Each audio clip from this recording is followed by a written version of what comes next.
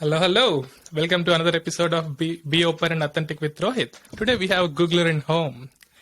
So I'm obviously excited about the conversation, and I've always been curious to learn more about Google, the culture within Google, and the excitement of working on such an impactful projects. So I think today is my opportunity to learn more. And I also want to decode the culture and also the hiring process in Google so that many people can learn from it and can use it in the companies or in their own workplace, or if they want to get into Google, maybe this is also the place to get started. Cool. And Aditya, thank you for taking the time to talk to me today. I'm very excited and looking forward to it. Thanks. Thank you. Excited Yeah. to be here as well. Thank you. And can you start with little introduction about yourself and maybe your journey to Google as well? Yeah, sure. So, hi everyone. My name is Aditya Shah, and I've been at Google for a little over 5.5 years now. I've been with the search team the whole time. And yeah, it's been a tremendous journey, right? So, in fact, one sort of cool fact is that this is my first and only job. So I have no experience of the rest of the world, how it Oh, operates. Like this is my only point of reference, right? So I won't be able to make any contrast here, but then I can give you my perspective on how Google operates. cool. Yeah, I was saying when you mentioned Google, I was always keen on comparing how with other companies, but here we don't have that context. But also, good to gain a newbie's perspective or Right. very narrowed perspective about the Google as well. Hmm. Cool. Thanks for that. So, since this is your first job, so just curious to understand how you were able to ace the interview and get that job offer, right? Particularly, I know how hard it is because I went through similar process, but not to the Google at an Amazon. It's the same process, but the complexity and the percentage of people who can crack the Google interview is significantly low, like even compared to other FANG companies, right? So just want to understand the process that you followed. Yeah, I mean, it's a very interesting journey for sure. Okay, so let's start from the beginning. So Yep. I was doing my master's in CS at University of Michigan in Ann Arbor, and Mhm. like all of my the batchmates, I was looking for a summer internship, and I might have applied to like probably 50 or 100 companies at that point, and it didn't look like I was not even getting interviews from most of them. Yep. And then I had like over the winter break, I had just applied to Google Careers website, and I was interested in the internship, the MS PhD internship. And so I had just applied there, and to be honest, I had no hopes of ever hearing back.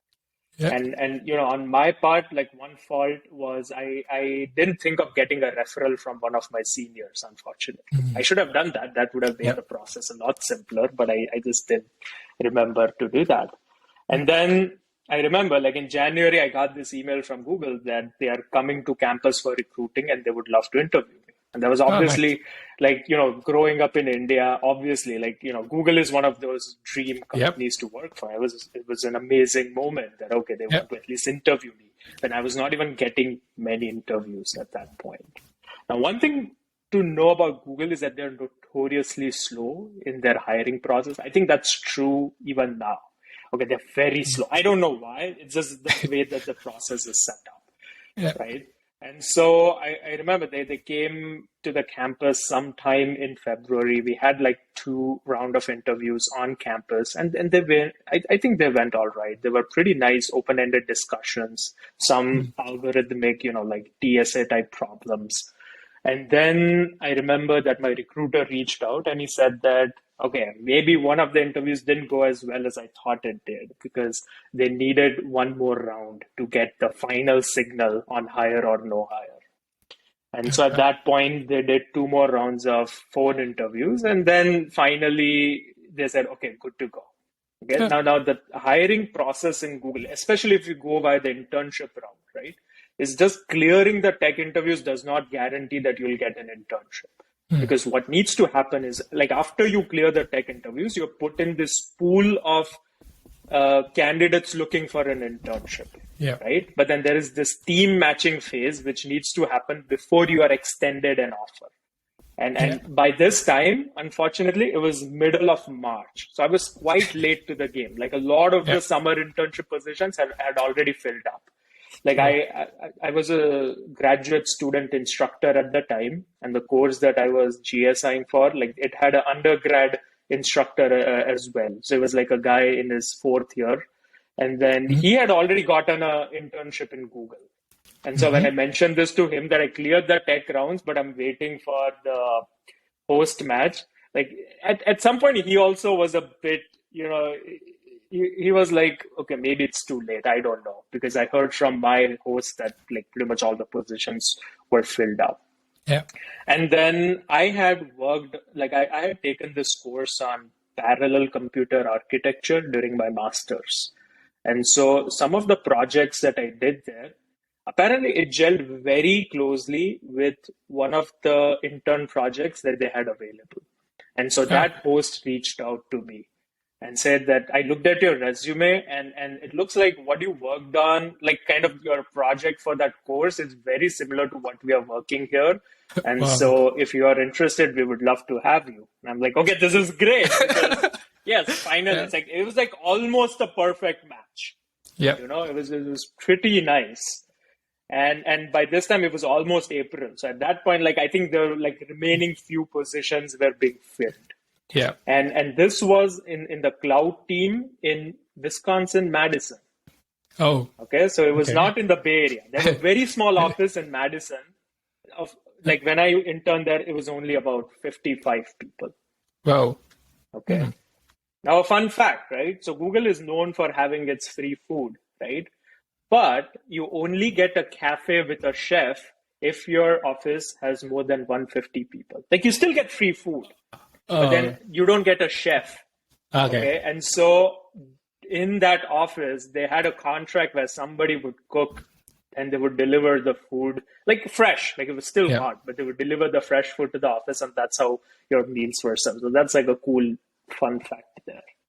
But anyway, so it was an amazing internship over the summer. I worked in cloud. I worked on those on that project, which dealt with file systems. I don't know how much more I can talk about it, but anyway, it was like 6 years ago. It dealt with very fast in-memory file systems, which would be used to back products like BigQuery, right? Because, like, disk is too slow for it. Yeah. And so they were developing it. And so I was part of that project. I worked on a feature there. And then we used to have this nice club going where we would play table tennis every day, like half an hour before lunch. Okay. And then it was a pretty nice, close-knit group. And then about a month before the internship ends, you go through your final conversion interviews if you're interested. And so at that point, they assign you randomly 2 interviewers, pretty much from the same office, because they want to keep it local. And it turned out that one of my interviewers was one of the buddy from that table tennis group. And it just, okay, I'm going to say he didn't like show any favoritism or anything. Like, he asked pretty hard questions, but there was just another nice, because once you have a rapport with a person, it's a lot easier, right? Like, with the other person, like, I had met him a few times, but I didn't know him like very well. So when he was interviewing me, I was a bit nervous. But with the other person, I was like, oh, I know this guy. I play with him every day. Cool. So we had those 2 conversion interviews. And then again, that happened like in August, like pretty much the last 2 weeks of August. And then again, so the hiring process is extremely slow, right? And so waiting. I finally heard back from the recruiter in end of September that, okay, your case has moved to the hiring committee. The hiring committee has approved your case. But again, that does not guarantee an offer. Now it has to go to the executive committee. Okay. Now this is what he says, that, okay, in most cases, the executive committee will do whatever the hiring committee has suggested. But there are cases where they might go opposite to the suggestion. I'm like, why did you have to tell me that? Exactly. And then, Yeah. right. And then, Yeah. like, one thing to note is that these committees, right, they're not dedicated committees as such. They're just Yeah. engineers and directors who Yep. have a full-time job in Google. This is something of a volunteer work. Yep. And so because of that, it's slow because they really can't meet every so often. They only meet like maybe once or twice a month to look at all the candidates, right? And so it was Yep. pretty much another month before I heard back from the recruiter where he gave me the good news that my conversion has gone through. And yes, at that point, I was officially going to get an offer. Cool. Now, one difference with the full-time approach is that in the full-time approach, at least that's how it was when I joined. And they keep on changing. So I don't know if that's Yeah. how it is right now. But then they give you an offer, and then about a month before you're supposed to join, they try to conduct team matching. So Yeah. you're guaranteed an offer, but then the exact team depends, so it depends on which teams have open headcount, Yeah. right, by then. So that's a whole different story. I don't know if I went too long, but yeah, this was my No, journey into Google. that's cool.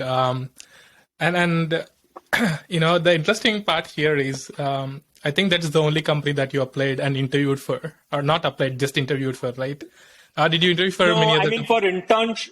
for internships, yes. I interviewed with Facebook, I Oh, interviewed with Apple, I interviewed with Nvidia.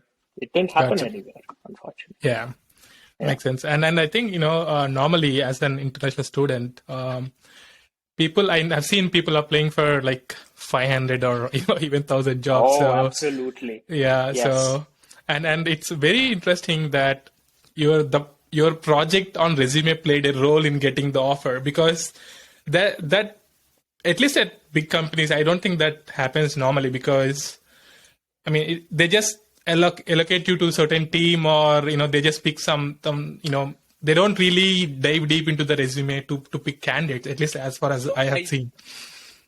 I think that's true for the full-time job, but for internships, see, because in some sense, Uh, internships are a net negative for the company, right? Because yeah, they're putting in more resources than they're yeah, getting out from the intern. And so in sure. that case, I think they're a bit more cautious to ensure that the intern wouldn't need a lot of hand holding. Hmm. And then they at least have some background in the Sure. project that they are trying to recruit for. For full Got time, I fully agree with you. Yeah, yeah, that might make sense.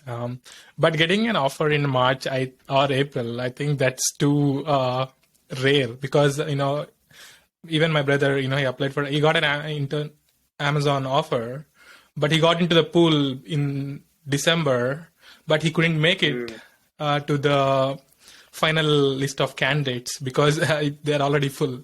And December, and now you're Wow. talking March and April. That's cool, and glad things worked out. That's great. And Absolutely. yeah, Like I wouldn't recommend this. Whenever I talk to like students who are like starting masters, I definitely tell them start applying to internships as soon as you get here. agreed. Don't wait for the next semester because it's an uphill battle. Definitely, yeah. But if you want to get a full time without in an internship, or without any work experience, even that's going to be super challenging. And even to Amazon or many Yes. companies, I think getting internship is the best thing that you can expect. I agree. Uh, Yes, I yeah, agree. if Because, not, and you know what? Hmm? Go ahead. No, sorry. I'm saying like in some sense it also makes a lot more sense to me, right? Yep. Because like when you just interview someone like for 5 hours for a full-time role, it's like, yeah, the resume gives you some signal. Now, as you said, for people who have no work experience, Yep. they don't have a resume as such. But then no matter how good they are, like 5 hours is not a good amount of time to really judge someone. But unfortunately, that's the best we have. Yep. Like, I can't think of something better, I know. right? Yep. But then in an internship, those conversion interviews definitely count. Agreed. But then those 3 months that I worked in, right? Like that's Yep. the main signal here. Agreed. Like how am I able to adapt to the team and new technologies? Yeah. Exactly. That also gives enough time for people to judge you for a full-time role. And even though if that's a net Exactly. negative for the company, in a way that is working out well for them, so that they can hire better engineers in I the long agree. run. Yep. I mean, in Yeah. some sense, it's in every company's interest to actually convert a large number of their interns. Otherwise, they're just wasting resources. Exactly. Right? Now, obviously, As well, they don't want to convert people who are not qualified. yep. But yeah, If not, and even full time is for a fresher is mostly a gamble, right? Without internship, particularly because that's another reason at least I heard Amazon hires a lot of students out of college, but they also have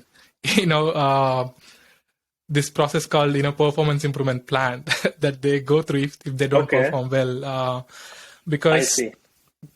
I mean, I can see why, because the numbers that come in out of the college are very huge.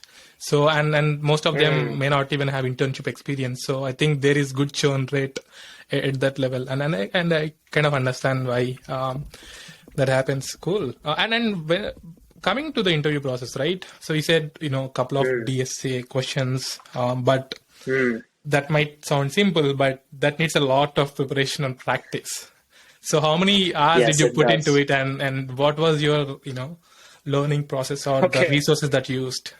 That's no, I think that's a very good question. And you know what? I think my answer might run very antithetical to a bunch of answers you might have heard on this podcast. Yep. Which is like a lot of people, what they do, they get lead code premium and they'll solve like 1,000 questions on it. And by the end of it, they're proficient enough that they will, crack the interview. In my case, to be honest, I didn't practice questions that way at all. So I was fortunate again. So going back to my master's, right? So I took this advanced data structures and algorithms course in my second semester, and the professor that was teaching it, he was so amazing that like he really inculcated a really nice way of thinking about these problems, right? Like where I didn't have to really go through a lot of problems to kind of understand how to solve them, but it's kind of a way of thinking. Like, how do you really approach this and then break it down so that you are able to solve it? And I feel like that course really helped me a lot during and I found this great book called Programming Interviews Exposed, I believe it's called. Okay, so I found this book and then I pretty much read it cover to cover. Gotcha. Okay. And the thing is that it's like the starting chapters are very simple. They're like strings and arrays and, sets and stuff like that, which is very basic.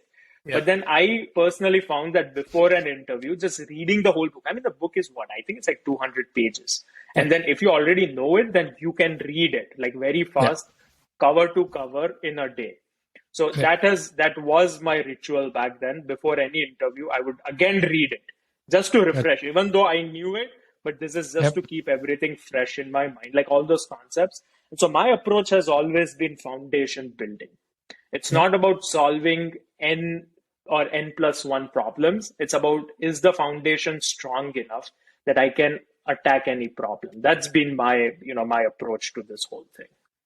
Cool. That's great to hear. And I think this is one of the rare times that have been, I heard this, process as well, because exactly. And that's one thing, because you had such an amazing professor who actually helped you how to think to solve those problems as well, right? And then particularly in most of the universities or in most of the master degrees, that does not happen. I'm that kind of I had to follow the same lead code process. I had to do the grind. I had to learn, because I'm also I also didn't have a CS degree, by the way. But even people who had CS degree had to do the same process. But curious to understand whatever the professor taught you, or the approaches taught the professor. Have you seen those anywhere else? Or if I want to learn more about his way of teaching or his way of approaching the problem, is there any way that I can go and refer? I mean, the closest I've seen, or that might even be a bit better, are these MIT open courseware lessons that you'll find on YouTube, right? Gotcha. So these are by MIT professors, and they teach you all sorts of concepts. And the way they teach it, it's like they make it so simple, right? I mean, it's nothing new. If you think about it, it's like, I don't know if you know about this book, CLRS. This is like the Bible of data structures and algorithms, right? Taught in every university on earth. if you are in the Yep. CS course, right? Yeah. And then if you read the CLRS, I mean, it's still the same concept, but the way that it's being presented, right? The way that students are being encouraged to think about the problem, I think that really helps you. Just reading it, maybe that does it for a few people. But I Yeah. guess for most people, you need that lucid instruction in Agree. order to really understand the content. Yeah. Exactly. I think I'm one of those persons who needs instructor. Some level of instructions or guide. Or Yeah. process to learn it, because I've looked at the CLSR, but I also felt that it's little more overwhelming to start with, because I'm learning most of things from scratch. But if I think that would have been a different case if I had a little more structure or guidance to it, I guess. But yeah, cool. Thanks for sharing these resources. This is pretty helpful. Absolutely. Yeah, and and also, do you interview people at Google currently, or you don't? I do. Yeah. I do. Cool. So is the process same in the sense that if you have a good understanding of DSCA, and I know you also want to show googliness, which we'll get into later, but just want to understand how the process is, what people normally go through. Yes. So, okay, now let's talk about the other side, right? Where I'm the interviewer and then I'm interviewing poor souls to get into Google. Yeah. Well, again, the questions that I choose are, again, it's like if you have good foundations there, then you'll be able to solve them. See, I don't like those flashy questions, which can only be solved if you really know the trick to them, and not because there are a lot of those questions, See, first of all, you have to understand interviews are these 45-minute blocks. That's it. Yeah. Right? You don't have unlimited time. And like in those 45 minutes, there's so many questions where you either know it or you don't know it, because you don't have enough time to figure it out. And I hate those kind of questions. Agree. So I have a repository of questions that I ask depending on the level of the candidate who is interviewing. And then I have a few questions in my repertoire. And yeah, I just keep it simple where the foundations can really help you.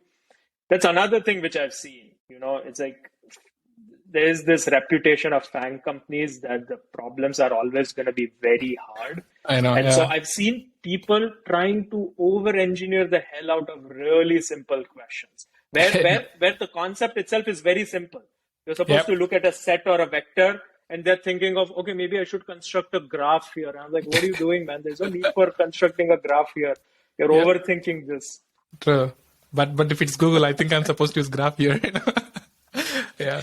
But that's the incorrect thing. Yeah. Because think about it this way. If anything, okay, I have no experience about other companies, right? But in Google, when you're writing code, the most important thing that comes up is code readability. It trumps everything else, right? Yeah. When you have millions of lines of code being operated upon by hundreds of thousands of engineers, so let's say if you write hyper efficient code, but it's not readable at all, the next engineer who comes on that project would have no clue what you just did there.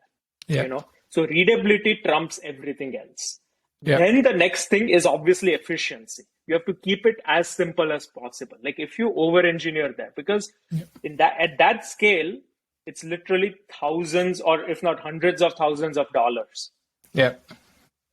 Right? So I can give you a little bit anecdote here, which is in search, like in the last few years, at least 3 years or so, we started having these weeks where you don't work regularly, but then you just sit and you try to make things better. It's like you see, can I make this code run a bit better? Can I make it more efficient?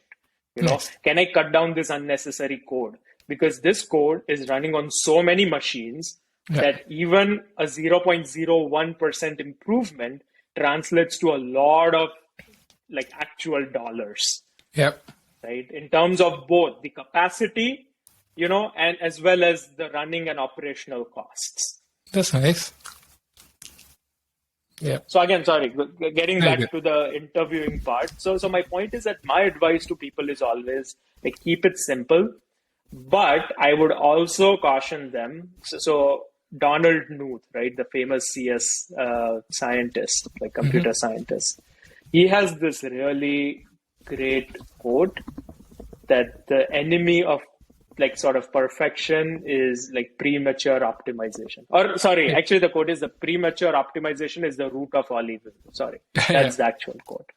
Yeah. And so I again see people who like try to really think of, okay, how can I optimize it before they even start writing code? So going into the interviewing part, like when I give you a question, first of all, you are supposed to ask a lot of questions. So this is Yep. something which I think is nice to get out. Most interviewers will leave the questions intentionally vague because Yep. good candidates will ask clarifying questions. That's a must, Yep. right? Because a good engineer has to gather all the requirements before really starting a project. Yep. Okay. So that's one thing which I would encourage people to do. It's like ask questions. There's no dumb question. Like ask Yep. clarifying questions. Make no assumptions. Because the Yep. moment you make an assumption, I make a note in my, pad that okay, the candidate Agree. made this assumption. Even if it's a right one, they can't just make it. That's my point. Exactly. Okay. Exactly. Then the second part is that think about it for some time, but then start writing some code. Okay, like I see people who keep on thinking and thinking, and then they never put any code down. See, in the Yep. end, what most companies, including Google, are looking for is not that you were able to write perfect code, but then we want to test everything, right? We want to test Yep. how well can you approach this problem, but also how are your coding skills? And Yep. that becomes very important at like higher levels. Like in the entry level position at L3, maybe coding is not that important because you don't have enough experience. Yep. But let's say if you're interviewing at L4 or L5, then coding becomes very important because if you write really bad and unreadable code, that's Yep. going to get you very low marks in the coding division. Yep. Agree. So that's another thing. Like start writing some code. See, you can always improve it. Nobody's saying that you have to put it down in ink on paper. It's like you're mostly writing it on a computer or a Yep. whiteboard. You can Yep. erase it, like write it down, then stare at it. I'm sure you'll see that there are some inefficiencies which can be refactored out. Refactor them. That's completely Yep. fine. That's how most software development happens, right? No Yep. engineer writes finished code on their first try. Goes to so Exactly. many times, like so many iterations of improvement. Yep. True. Yeah, I can't emphasize the enough on the importance of asking right questions and the clarifying questions, right? I don't think, sometimes even if you know the solution, you might people may jump into it, but that's not the way because candidates are expected to ask the questions and make sure that they're aligned on the output with the interviewer. They're being graded on it. So Yes. So a very funny thing there. So see, like just as interview questions leak on the outside, right? Like you have, like if you Google for it, Google interview questions, you'll find many sites which Yep. give you all those questions. Those questions are actually being tracked on the inside. And then if it reaches a critical mass, then we kind of Yep. ban them. We ask interviewers not to use them. But Gotcha. then what some interviewers do is that they tweak it slightly. Yeah, tweak it a little bit. So yeah, now yes. tweak it a little bit where the solution becomes quite different. But then Yeah. on the surface, it looks pretty much like the same problem. And if you Yeah. don't really ask those questions, if you jump in it, you're going to end up doing the incorrect thing. Exactly. Yep. It's like, the solution and you want to, quickly jump into it, then it That's might a backfire. very big red flag. Exactly, If somebody yeah. does that, that's a big red flag. They're not getting hired, at least not by that interviewer. Exactly. and obviously, because, it gives many red flags, but yeah, we don't have to get into this, but yeah. And Right. this is the most important thing for any candidates interviewing at Google, I guess. Make sure even if you know the answer, or even if have seen the question, double check, double verify that is exactly what what you've seen. You know what? Actually, that happened with me. Actually, during one of my conversion interviews, where the interviewer asked me a question that I actually knew the answer to. And I think the correct policy there is to let your interviewer know. It's completely fine to know the answer to it. Like, don't feign ignorance and, try to show that, oh, you are working it out. Because interviews are not stupid. They can figure it out. And that does hurt your chances. If you know the exact answer to that question, You should just let the interviewer know. And in my case, the interviewer, he basically told me, show me. Like he was fine with that, right? But then he Yeah. wanted to see whether I'm making a mistake or not. Because Gotcha. I could have told him that I know the answer when in fact I don't, Yep. So I think it's nice to be upfront about that. True. But it's also, your chance, right? People can take it differently because what if you confess it, and if they change the question, the possibility that you may not know is also high. So why would I have to? I mean, it's the right policy, but it's also hurting my chances right there, right? Again, it depends. I fully agree with you. It depends on the context there. I absolutely agree with you, right? If you know it, then why would you hurt your chances? But as I said, if you mess up, there's a very good chance the interviewer will catch on to the fact that you already know the answer. You already know it. Yep. And that also doesn't help your chances. So exactly. I don't know. Do what you feel doing like, I guess. Yeah. Unless you can really act it out, it's easy to figure out that you have seen that question based on the way you ask the question. Cool. Exactly. Yep. And thanks for sharing all this information. I quickly want to move on to few other things. Sure. And I also want to get into the term of googliness, which is really, I think, vetted topic or most, topic about. But I'll pause on it a little bit. We'll bring it up later. So, and about the search team, I mean, Google is all about search. So getting onto the search team itself, I think, is very exciting. I'm sure. So can you give us some more insight into the how search works and how many teams are behind it, and how many engineers are behind it? Because if you look at Prime, I work for Prime. Even if it seems like simple or like simple membership management, but on the back end, there are like hundreds of teams supporting it one or the other way. And for me, because I also like look at this way, right? We are only working on very small or tiny part of the project that it has a greater impact, but still it's still a tiny part of it. So I just want to understand how it is on the search. How many what goes in the back end? Yeah, that's a very big question, I guess. Sure. Massive, area to cover. Okay, let's start from some of the basics, right? So search team is obviously, I would say, one of the two core teams at Google, right? Search and ads. They're complementary and they go hand in hand. But note that they're kept separate on purpose. So I want to point that out, right? That ads is not part of search and neither is search part of ads. Technically, the development that happens is completely parallel and rather orthogonal to each other, where like search folks are not going to ask ads folks that if we launch this, how is it going to affect revenue in some sense, and vice versa. So I think that's nice. And that was a very conscious decision made by the founders because, once you start putting that dependency, then you start optimizing just for that ad revenue. Agreed. And at that point, the quality of search would go downhill very fast. Agreed. So obviously, like Google is a company, it's not a charity, it needs to earn money. But the point is that keeping their objectives different is a very conscious choice. Agree. I totally agree. Right. And as far as the search team goes, I don't know the exact figure, but I would say something like 8 to 10,000 people, like all in all, really work on search. I don't know how many of them are actually engineers because you have a lot of other like PMs and support stuff as well. But all in all, I would say about 8 to 10,000 people work on search. And in terms of the organization, like obviously the one massive part, like there are many sub teams within it, right? But like there are two main things in search in some sense. Like there is the algorithm, right? Like how given a query, how do we rank documents, right?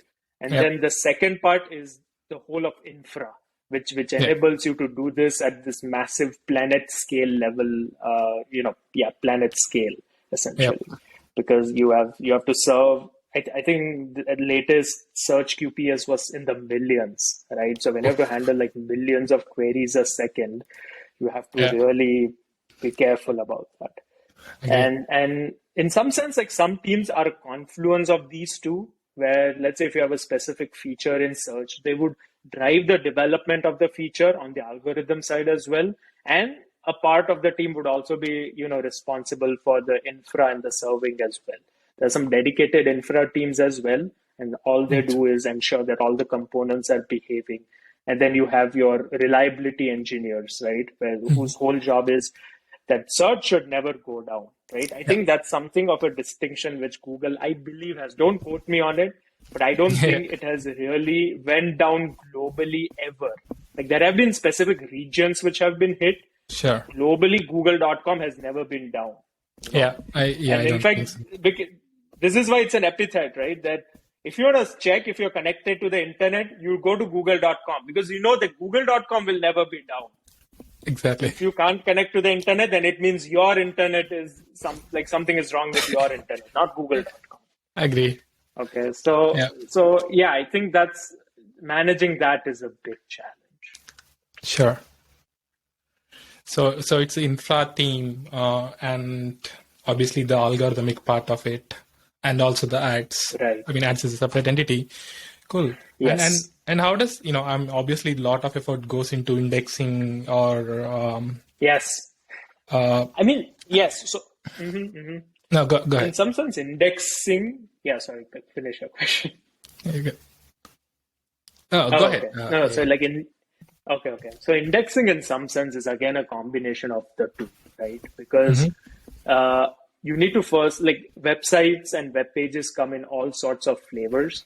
So developing general purpose algorithms which can just crawl, like look at the raw crawled HTML and basically pull out important things from the page and annotate them. That's important. And there are teams working on that. And obviously teams which are just working on the infra part, which is ensuring that you can actually crawl, these many pages, right? I think the overall index at Google, again, don't quote me on the exact number, but it's in the hundreds of billions of documents. Like they've really crawled that many documents and they're all in the index, which they use to serve you results. Gotcha. Wow. I can totally see why that is that has to be at that scale, but it's also crazy to manage, those things, right? You have to have those processes in place and necessary guardrails because it should never be done. Because imagine Google being down for 15 minutes. I can't imagine, and particularly even for software developers, right? To be rely on Google a lot. And I think this is a funny question being asked, right? What does Google engineers Google while they code? Right. Oh, absolutely. Absolutely. We do, right? But in that case, I guess I think all of our best friend is Stack Exchange, right? Sure. Because in the end, you'll use Google to get to the relevant page of Stack Exchange, and that will give you the answer. Exactly. Yeah.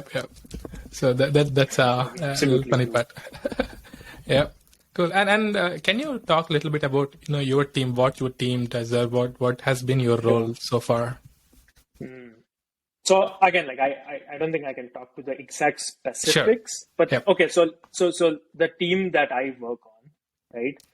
The broad name is Search Query Understanding, right? And so the charter is this: that when the user issues a query, there's a lot of interpretation which you can add and attach to the query before you can begin matching documents. Right? Like there's a lot of things which you can really infer just from the query, which is not just spelled out. And so how do you do that? But then again, the team name is a little bit of misnomer because I also work on projects which deal with the document matching part as well. So as in I think one thing which I like about Google and especially search is that it's the command structure and the team structure is quite flat, right? Let's say if I am interested, let's say I see that something in indexing could be improved. And then if I wanted to work on it, I could just work on it. Gotcha. It's not that I don't belong to the index team, so I can't work on it. I can just write up that code and send, that patch to the indexing folks. And if they like it, they'll approve it. And that's completely fine. Everybody's allowed to work on everything else in some sense, right? Cool. And so at the core, what my team works on is related to the basic, the Google algorithm. And when we say algorithm, it's not like this one thing, right? It's this very massive thing split over thousands of files, where Yep. each piece of code is doing its own thing, and Yeah. the summation of that whole thing is what you know as google.com. Yep. So, I mean, that is true, because typically when you think about just algorithm in the mind, it's like mostly like 1 or 2 pages. So like, hey, that is so proprietary, you can't leak that Exactly. out. But that obviously isn't the case. And then That in your isn't the case. It's exactly. So for example, as a software engineer, one thing that really excites me is the scale, of the product that I'm working on. What is the impact that it can create for the company, or how many people it can touch. So, and for Google, I think that's absolutely going to be massive. So, is there any one yes. particular accomplishment that you are really proud of, or that you can say that, hey, like so many people, it impacted the performance by this much, or maybe so many people are using this some or the other way? I mean, just curious to understand. Yes, I mean, I've definitely worked on projects which basically touch each and every search query, Wow. and so that's definitely something to be proud of, right? Where Yep. like every query would run through the code that I've written. And that's a Oh, huge, that's sense of accomplishment in some sense, right? exactly. That every time you go to google.com and you search for something, at least a part of the code that runs was written by me, Wow. right? Again, as I said, I don't think I can really disclose the individual projects Sure. as such. But as I said, like this is the main thing which really blows my mind. As I said, Google serves millions of queries a second, and Yep. having my code run on each and every of those millions of queries per second is just mind blowing Just, to me, just even after 5.5 years at Google. exactly. And Yeah. in a way, your code is touching almost everyone's lives some or the other way. Yeah. Yeah, just everyone interacting with Google is actually going through your code to serve some information. Exactly. Yeah, I like it. Wow, that's awesome. Great job on that, by the way. Thank you. Yeah. So, and I want to get into this particular aspects of the nature of software development job, because at certain companies I worked in, some are ops heavy teams, or some are banking sector jobs which are very slow to move, but have to have certain approvals and things like that. So, and at certain companies you have to be on call for so long, that eventually annoys you. So, and certain teams have this principle of you build it, you own it. But that might not always be true, depending on the scale, or of things that we are working at. So what is the process, or what is the life of a software engineer at Google, or in your team, in a specific? It may vary from team to team, but in general, like how does it go on a day to day, or maybe weekly or monthly basis? Okay. Yeah, that's again a good question. So again, as I said, I have experiences from two teams, right? So one Yep. is search that I've been with full time, and then Mm-hmm. some experience from my internship in cloud. And I Mm-hmm. can see there are a lot of differences there, Yep. a lot of similarities, but a lot of differences there as well, right? Yep. Mm-hmm. So the first thing is, one thing which a lot of people don't know about Google is that there are no dedicated testing teams. Like Yep. I know at Microsoft and all, engineers write their code and they submit it sort of, and then there are entire teams that just sit and test that code, and Yep. then they have to figure out the ways to break it, and that's how it passes it. And you know what? That might be a good system because in some sense you have an adversarial agent trying to break your code. Yep. But in Google, the whole point has been that you as an engineer should completely own your code, and that includes thoroughly testing it, Yep. right? So as an engineer, I write the code that I do, and then I am going to thoroughly test it myself and get code reviews. And believe me, those code reviews are brutal.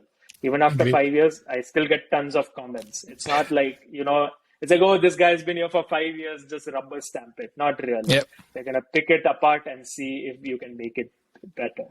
Now, in terms of a day in the life, it's like a lot of my current work is actually So see, the charter of my team is to make Google search better in some Yeah. sense. It's a quite researchy role, right? Mm. Where once the projects have been decided, yes, you have a path forward.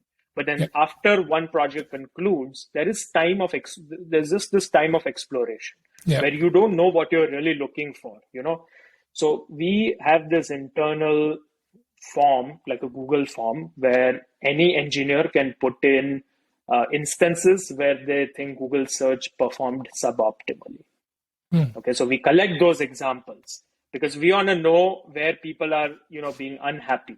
And then we have these weekly meetings where we sit together as a group and try to go through them and try to understand why first of all, is there a good result that we are not showing?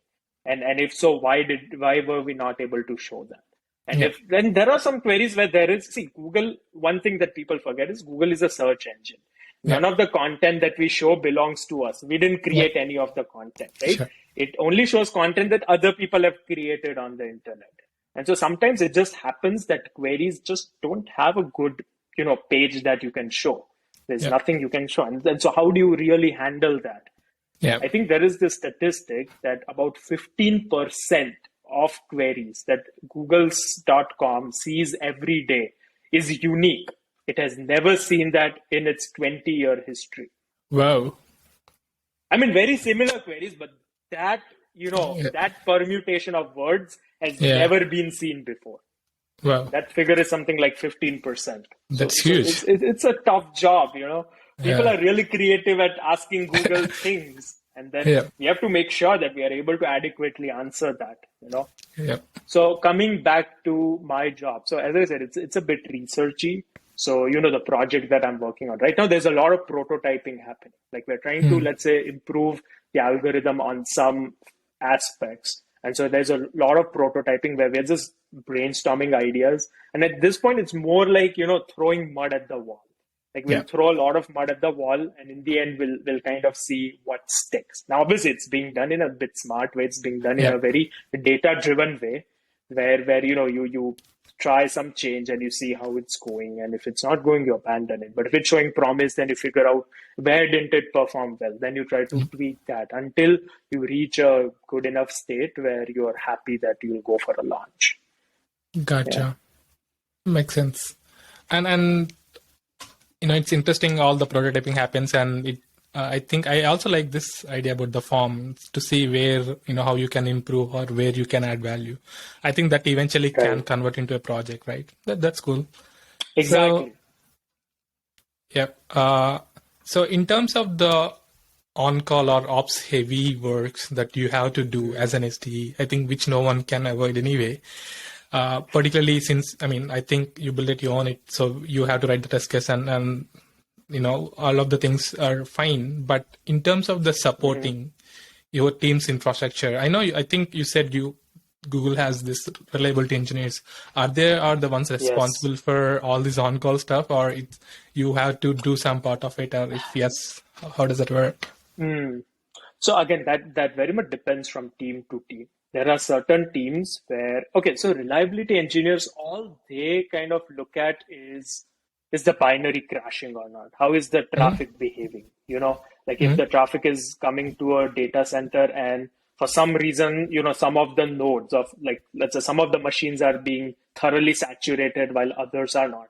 They try to figure those things out and ensure reliability of the data center as a whole. But let's say if there is a bug in the code that somebody submitted, which I really hope there isn't, but there are cases, right? And then if that breaks, then it's the team's responsibility to fix that. Right? So on specific feature teams, they have their own on-call rotation to ensure that their feature does not break. Now, luckily, the team that I'm on, we don't have such an on-call because we just make changes to the actual, let's say, algorithm as such.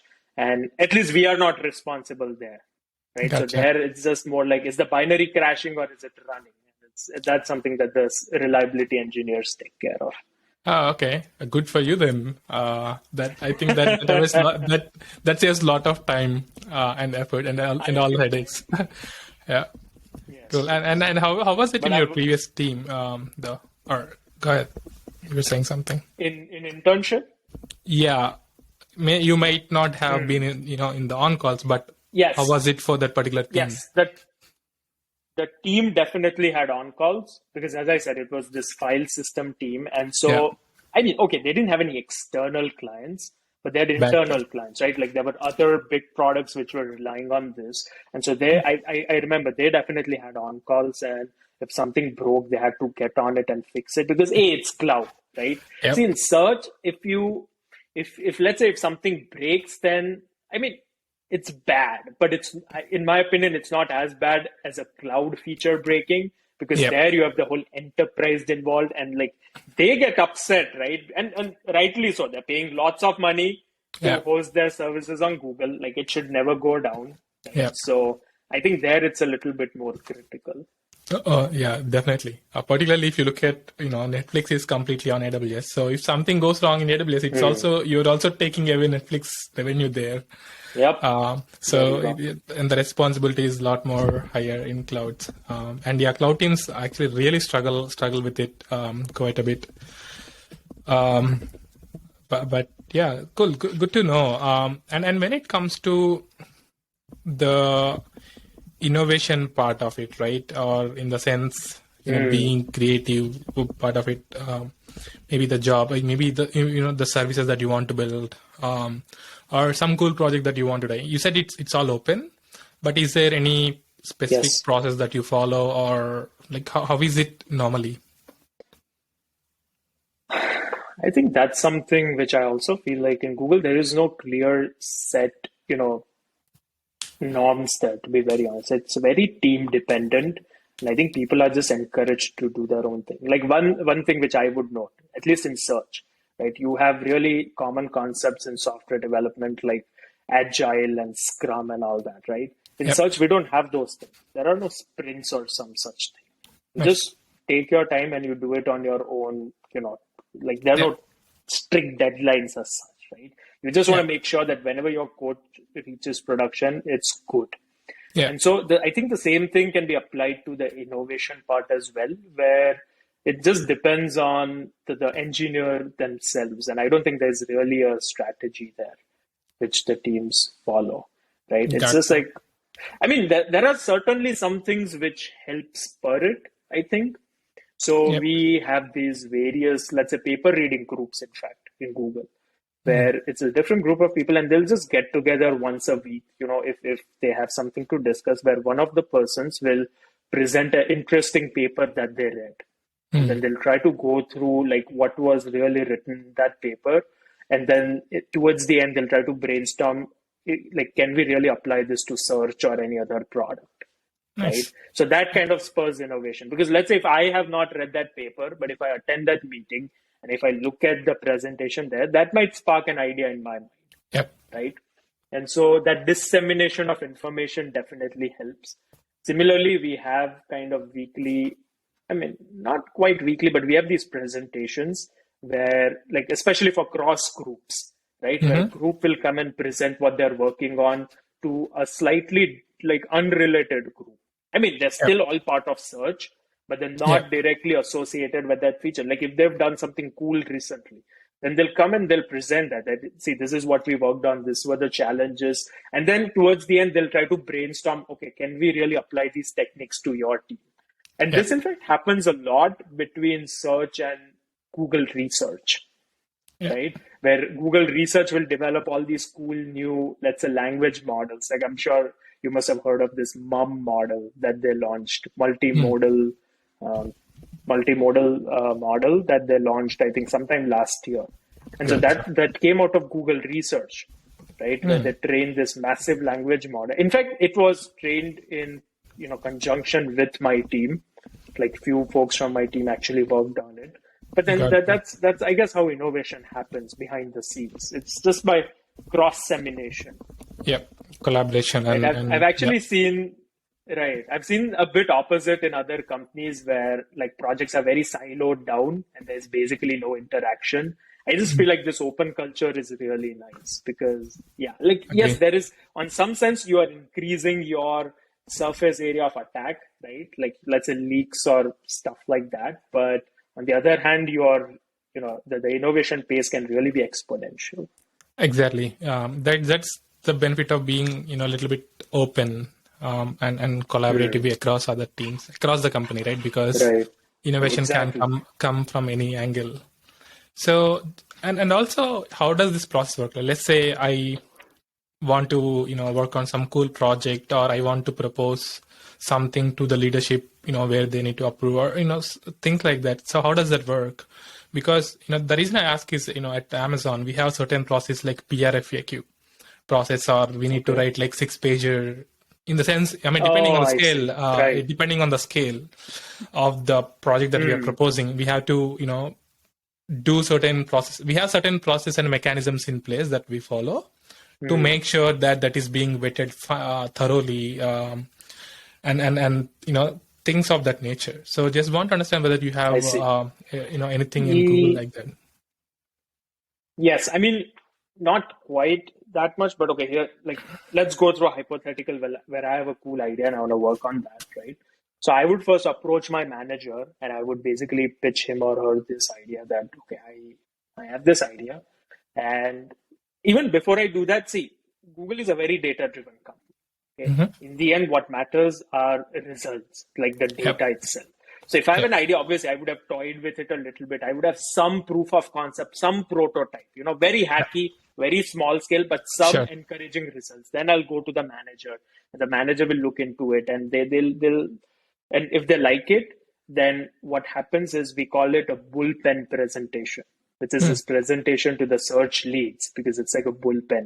They come at you like raging bulls. There are Yeah. so many questions in Yeah. that. It's not really a presentation, but it's more of a discussion where you Discussion. Yeah. explain your idea, you show the initial, the observations that you have, the initial data, and then they have so many questions. They'll really try to pull it apart.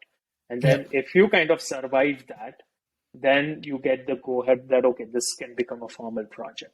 Now, the thing Mm. is that even if you don't survive that, that basically just points to a blind spot, right? Yep. I mean, all they'll say is, if they ask a question, if I can't answer it, all that means is that I haven't thought, this through maybe as thoroughly as I thought.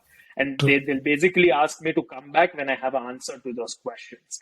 And so once I have an answer, I'll go back to the same bullpen, and then they'll have some other set of questions. It's in Yep. some sense, it's like your PhD dissertation, right? Yeah. You'll be kind of pulled apart until they are satisfied that you meet the requirements. At Mm-hmm. which point the project is sanctioned. Now the Yeah. real development work happens, right? And in Yep. the end, there is this whole process of launch approval, where you go through the implementation, you go through the experiments, you show the data Yep. and metrics, whether they align with what we want. And at the end Yep. of it, if there are no other concerns, I mean, it obviously goes through legal and privacy and security and all those checks. Yep. And at the end of it, if it passes, then yes, you get launch approval, at which point you start productionizing your change. Gotcha. Nice. That's good to know. And then how fast can it happen typically? Because I mean, I'm sure it depends on the idea and depends on how the committee thinks of it or questions. Let's say the idea is vetted to a certain extent, and what is the pace of moving forward on the idea? It's the pace of the engineer, right? In some Okay. sense, see, you'll get a launch approval when you show some significant improvement in some aspect, right? Now, whatever time it takes for you to do that, that is the time it will. See, once you have everything ready, it's pretty fast, right? It's Gotcha. like there is this. We have an internal tool. You put in all the information that this is the change. You write the design document. You write a launch report, which goes over the actual aspects of it, which is like metrics or the experiments you ran which support the hypothesis. Because this is a search, right? So Yep. it's like everything is a hypothesis, but not Yep. every hypothesis is a correct one. There have Yep. been projects which have been, which engineers think is they're logically so coherent. They're Yep. very elegant projects. But then when Yep. you actually run experiments, it turns out that users hate it and they were never Sure. launched. Yep. Even though Makes in sense. theory they were very elegant projects. Yep. So that happens. Gotcha. Cool. And is there any process that they force you to think from a customer standpoint, or make sure that you are thinking the right Yes, way? so I think coming here, this might be a good segue into googliness. See, essentially the project needs to be googly. Okay. Yeah. And in some sense, it's like respect the user. Okay. Like you want to respect the user. So that's something which, again, I just want to point out here, which is that I know people have this whole, notion that Google doesn't respect people's privacy, especially search and all. Like it knows so much about you. Yeah. I mean, first of all, yes. I mean, it's a company. It has to earn money. It knows a lot about you. But Yeah. one thing to note is that it knows about you in aggregates. Like, Yeah. first of all, no engineer can never get access to, identify like PII, right? Personally identifiable data. Like no engineer can ever get access to that. So it's like if somebody is paranoid that, okay, maybe some Google engineer can see what I'm searching on. Not really. No engineer can do that. Sure. There are very strict guards put in place, right? And so in that sense, I think at least in search, we do take privacy very seriously. Now, obviously, we try to data mine aggregates as a whole. Like when you consider a whole population of some people, what inferences can we take from their interactions? And so, again, coming back to googliness, it's more like respect the user. Then I think there's also respect the opportunity. Like if you have an opportunity to use a technology to improve the product, you should just do it, right? Yeah. So like you shouldn't think. I mean, one example is like language models, which if you see, then they're very they're relatively very new to the game, right? Like these large language models like GPT and all those, they only really have taken off in the last year or two, and yet they're already being deployed in all these products on a massive scale. Yeah. Cool. Gotcha. So it's more that I mean, there are definitely safeguards in place. Gotcha. So it's more that thinking or from a customer standpoint, in end of the day, that's what it is. But it's more. I mean, I think the term googliness is the key here. I think this is where I'm trying to get more data on. So what exactly it is, or how is it ingrained into your life on day-to-day basis or work life? I think it's a little hard. I think it's a little hard to exhaustively define. For to be very honest, for lack of a very better word, it's like don't be an asshole. Okay, it's like just do the right thing. There's this unofficial motto of Google that don't be evil, and people have started making jokes around it that they are evil, but that's in fact the core of googliness, which is that like do everything with the right intentions. And in fact, that's what they're looking for, in some sense, when you go for launch approvals. It's like, are you approaching this from the right place? Like don't be exploitative in some sense. Do the right thing. I mean, as long as you can still earn money, why not? Yeah. So bill for the customer. I think that's the core of it. Just don't be evil. Interesting. Especially search, right? Yeah. So I know that there have been comments drawn with products like Stadia and all, where it's like, they shut it down and it's horrible. I just want to point out one thing that Google, this is my personal opinion, like disclaimer, right? Yeah. Google is not a products company, right? Like Apple is a product company. Like they sell products. They don't sell software. They sell products. Google is, that's my personal opinion. Again, like I don't think Google is really a product company. Like even in Android and all, right? Like the Pixel, let's say the phone itself, maybe the hardware is not that great, but it's the software. Like their strength is in the software part. Yep. And so at least in the software aspect, I think that they've always done good by the users. With products, that's a mixed bag. True, agree, and that's where I was trying to get to as well. The one is the product aspect, but before that, just concluding whatever you said. So, firstly, don't be evil, and I think have right intentions. Bill for everyone. I think that's something that I read. And make sure. I mean, obviously, the impact is high. And make sure you're coming from coming with the right intention in the approaching in the right way, maybe. Okay. Because at Amazon, we have a very unique process, I think, which led to so much innovation at Amazon. We have this process called PRFAQ. I'm not sure if you heard about it. So it is doing the press release before even, in the sense, not the actual press release, but I see. writing the press release before even you even build it or start Begin the project. before even begin the project, before even writing a single line of code. And I've done, that personally for some of the work that I wanted to do as well, that, I felt it so much, it's so great, and it is very, very powerful and we don't have a presentation culture as well, in a way, because it's all documentation, which gets sometimes, which is annoying sometimes, but I think that I can totally see why has been, so impactful. So, which also means that, if you're doing a press release, you really need to refine your thoughts, and press release cannot be more than like, half a page, right? And you need to have anecdotes there, and you need to clearly identify the problem that you're trying to solve, which means that you really need to drill down your thought process and know what you're building in one liner, which is very key.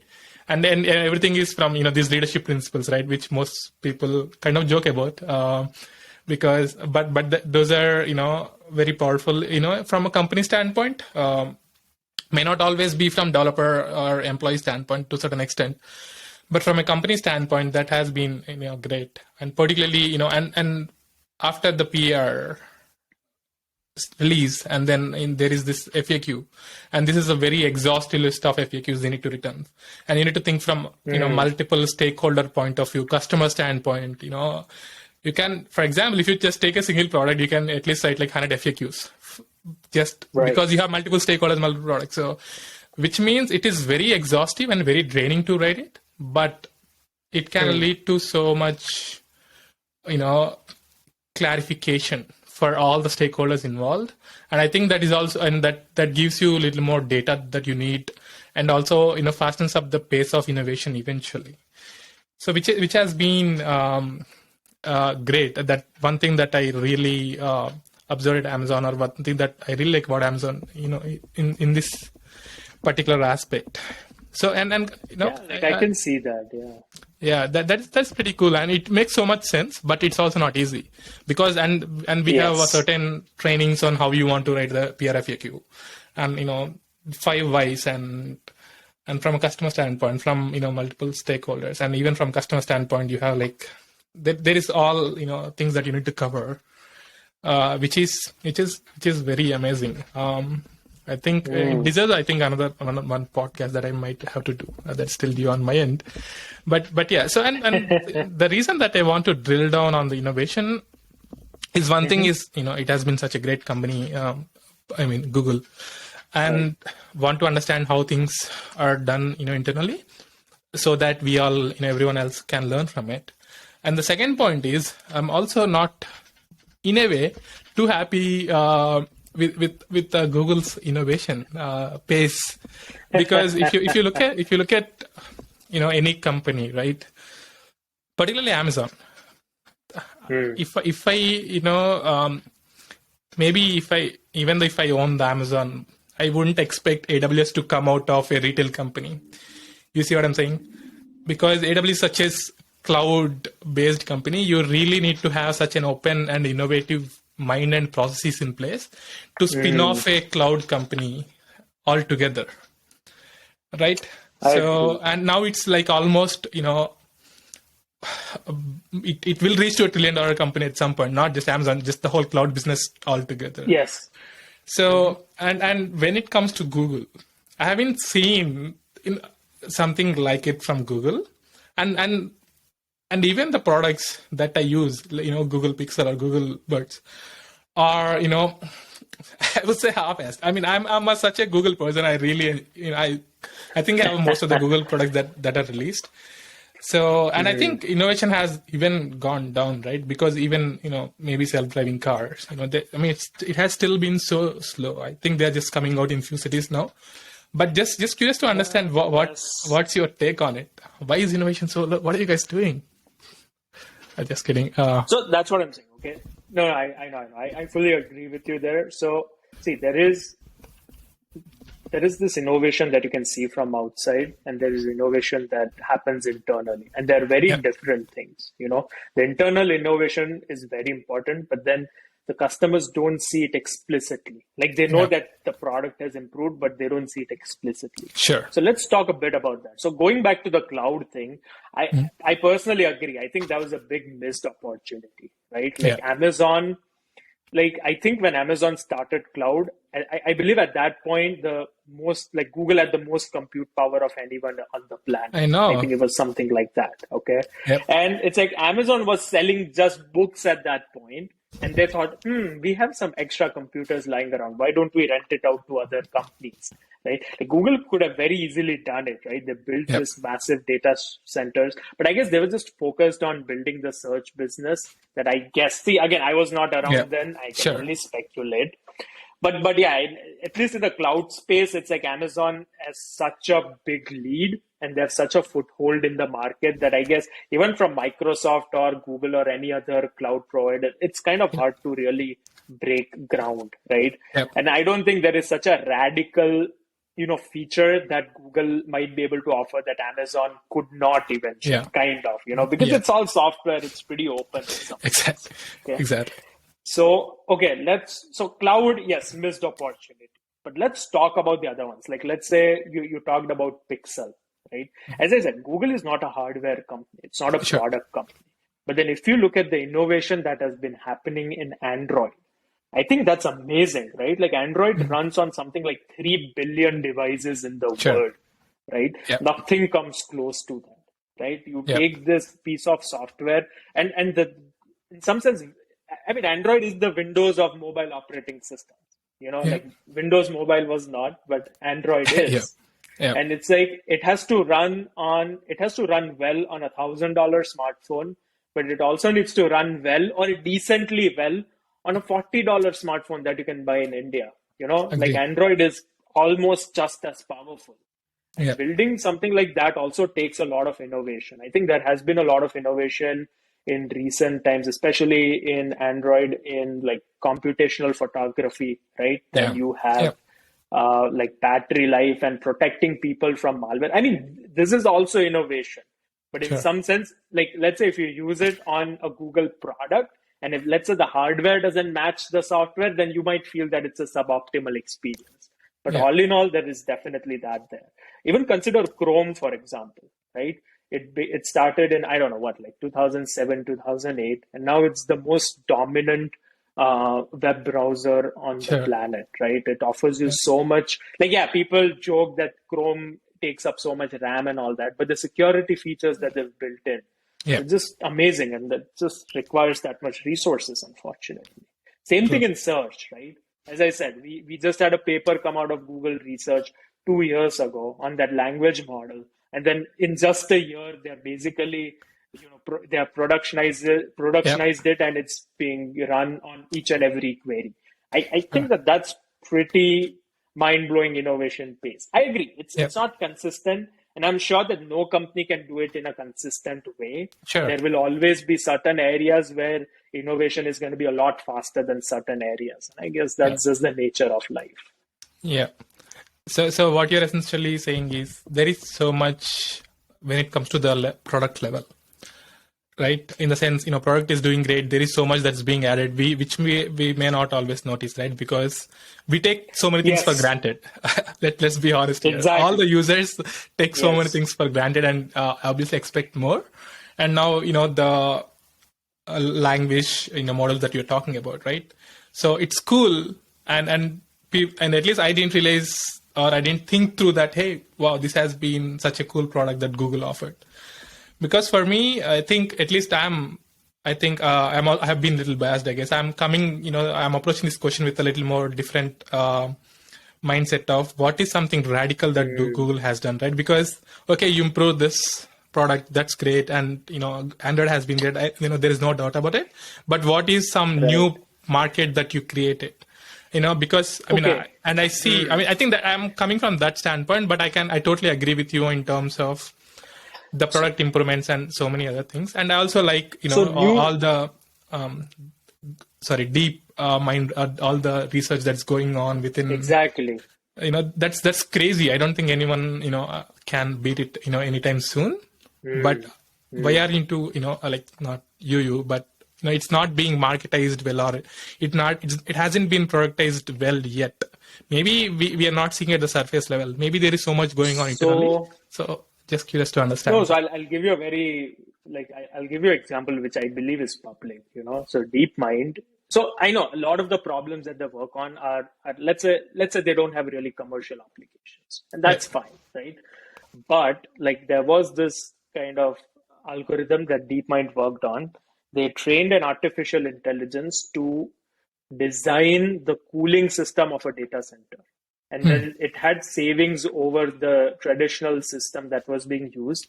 And I believe Google used that in one of their latest data centers, which brought down the cooling costs by 15-17% a year.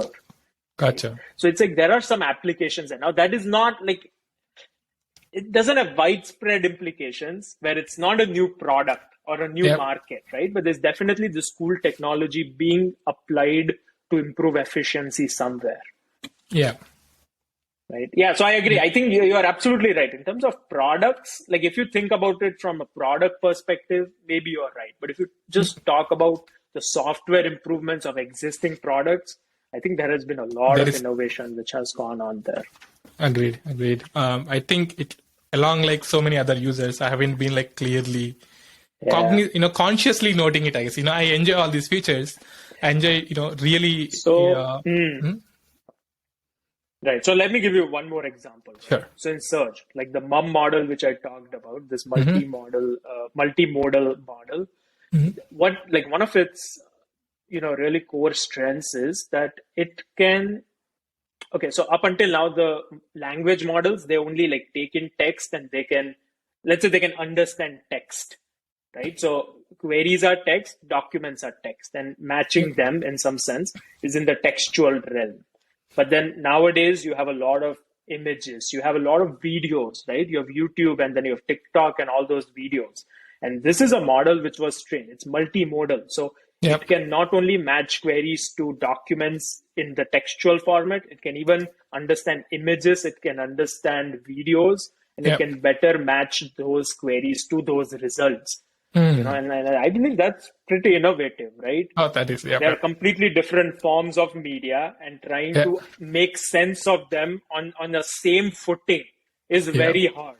Like comparing a video to another video is kind of easy, but comparing the video to a web page is a little hard. Yeah. No, totally makes sense. I think, and I can totally see the amount of effort that goes in and all the innovation that goes into that particular model or how things are built, for it.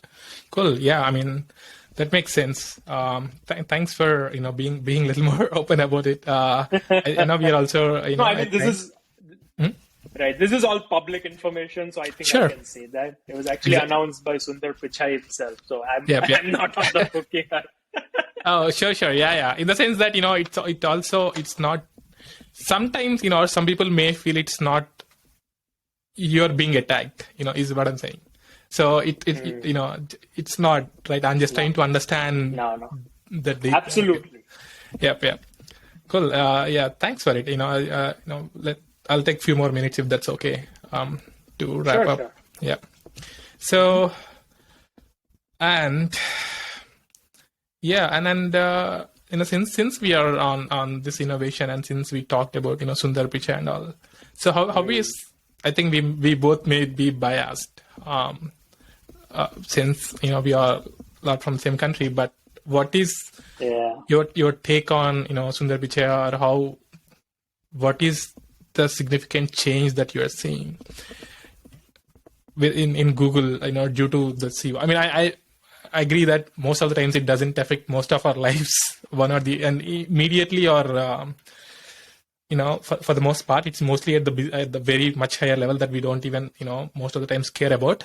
But just curious to understand, but it can significantly change the type of mindset of a people, or maybe can, direct everyone's attention to some, sort of, maybe, because sometimes, we are talking, I see Pichai was talking about, being a little more, entrepreneurial, or, trying something innovative and stuff like that. So what has changed in the Google in the past few years? I think since you are there, right?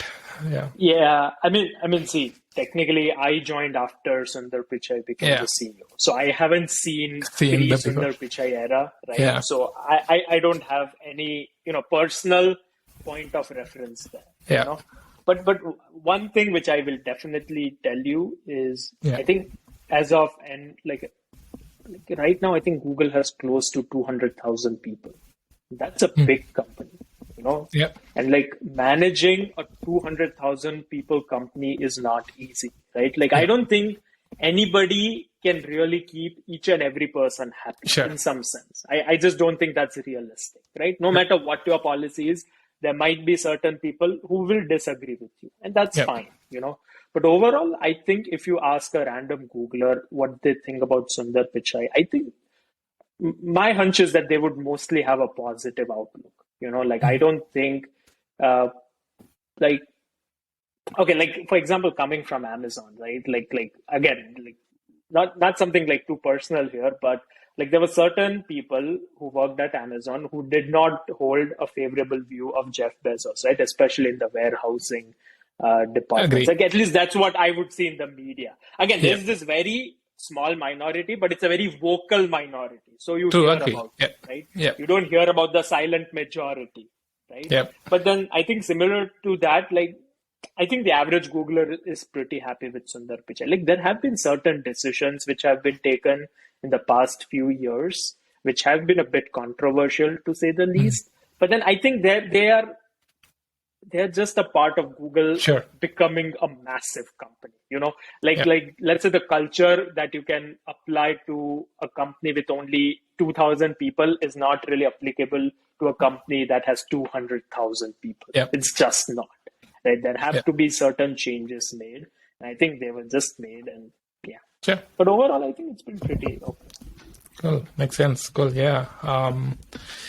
And I can totally see that as well. At least from the high level on from the outside. So that's cool.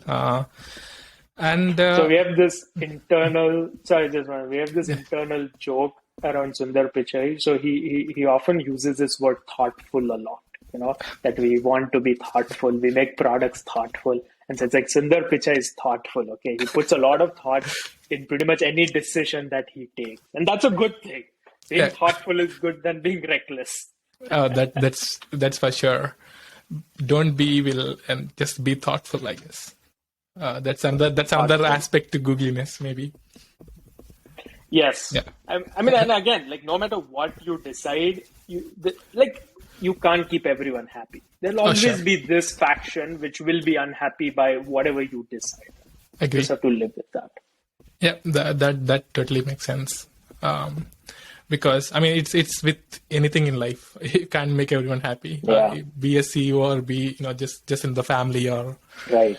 Take any single instance, you can't make everyone happy. It's always what is the most optimal or the best thing to do. Cool. And see, I'm curious to understand. You have been at Google for 5 years, and this is the only company that you worked at. So for the most part, so what is next for you? Don't you feel like moving to a different company, or in the sense maybe a startup?